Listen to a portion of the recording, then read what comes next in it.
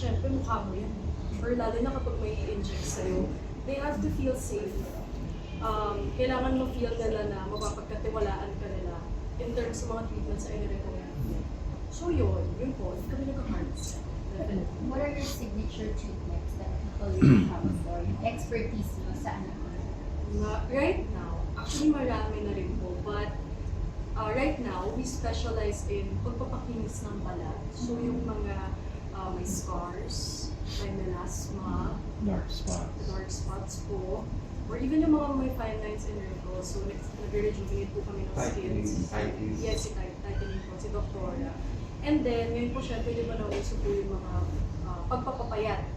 So yun, papapayat din po yung mga right now. Your machine. And everything is machine. May, ano yung, puro ba non-invasive? Or well, do you have injections? But other than that, may surgeries or...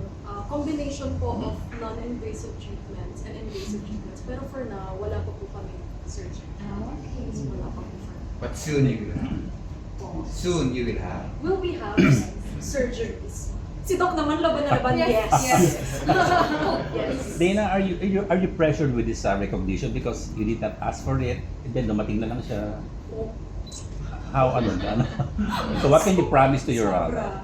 to your clients? And, Kapag kasi sinabi mo, beauty clinic of the year, pressure talaga yun, di ba?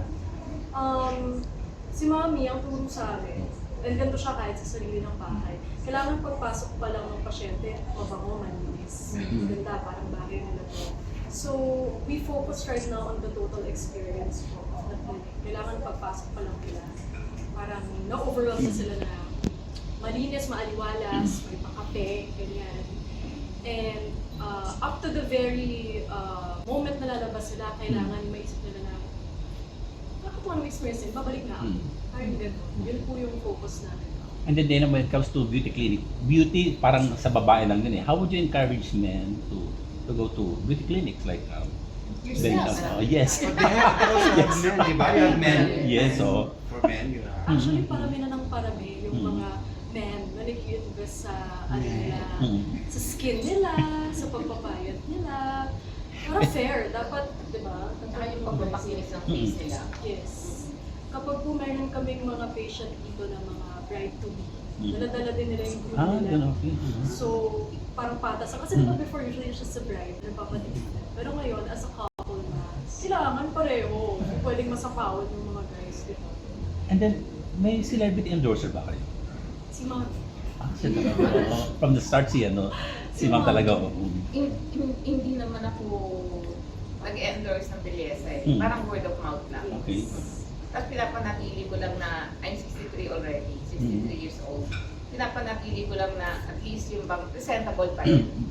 Na hindi ka mukhang lola na. Kahit na anim na yung apo ko. Yun ano. So pag kasama ko yung mga apo ko, parang mga anak ko lang. Kasi lalaki na rin eh. 13 years old na yung eldest ko na ako. So pag tuwa ako pag sinasabi nila na apo mo na yan.